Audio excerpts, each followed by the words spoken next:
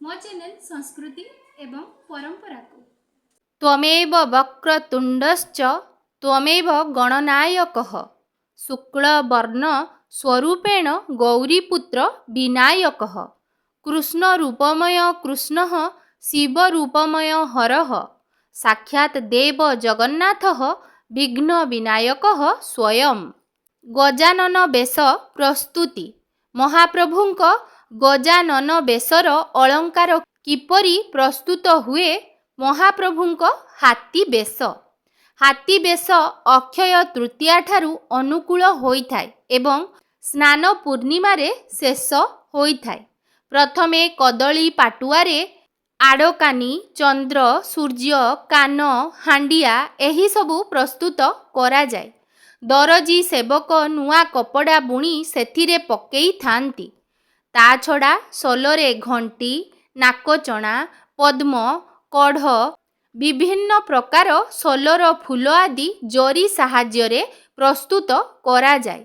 एही सबु कार्य विशेष प्रकारर अठा प्रस्तुत होइथाय। कईथ गछर रसरू एही अठाकू बना जाइथाय। पर्याय अनुसारे एही बेश संपादन होइथाय। हलदी पानी दिन पणा करा जाय। रुक्मिणी एकादशी दिन बड़ हांडिया पड़े जहाकू हाथी मुंड कुहा जाए। कना पड़िकी महाप्रभुंकर पणा भोग एही दिन करा हुए।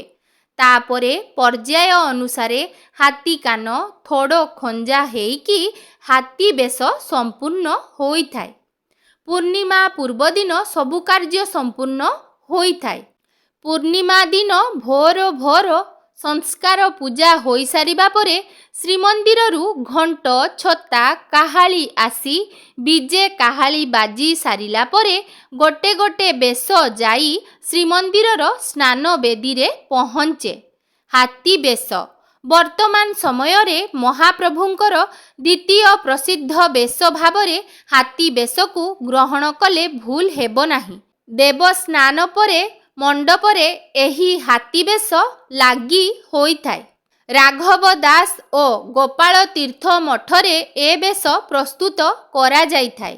अक्षय तृतीयारू कारीगर माने हबिष सह बेश अनुकूल करिथांती।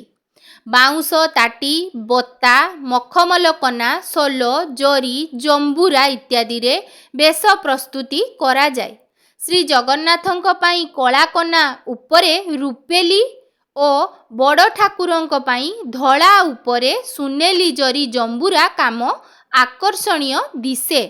बेशरे मुख्य हेउछि हाथी मुख जहा तले चंद्र अधर थोड़ पहाड़ ओ दुई कड़रू दुई दांत बाहरी थाए।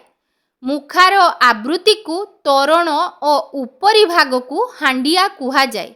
मुखार दुई कड़कू कान फूल चोर डाली लता लागिथिबा दुईटी कान ओ उपरकू 8टी लेखाएं तारास ओ सूर्यचंद्र खंजा जाइथाय।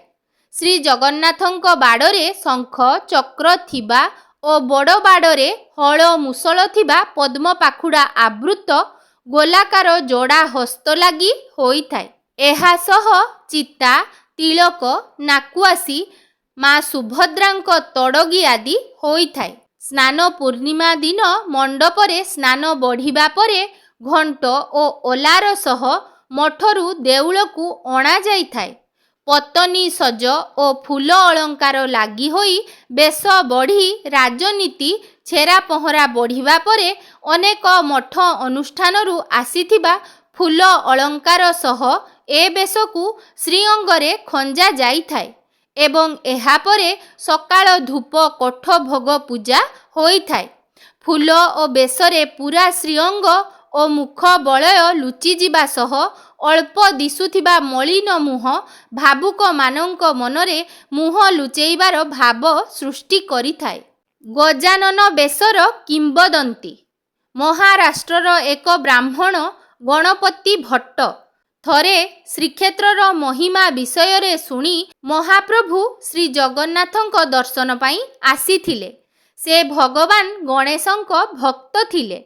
तेणु दारु विग्रहटी दर्शन करी गज रूप न देखी ସେ ତାଙ୍କୁ ପରମ ବ୍ରହ୍ମ ବୋଲି ମାନିବାକୁ ଅସ୍ୱୀକାର କଲେ ଏବଂ କ୍ଷୁବ୍ଧ ହୋଇ ମନ୍ଦିର ତ୍ୟାଗ କଲେ।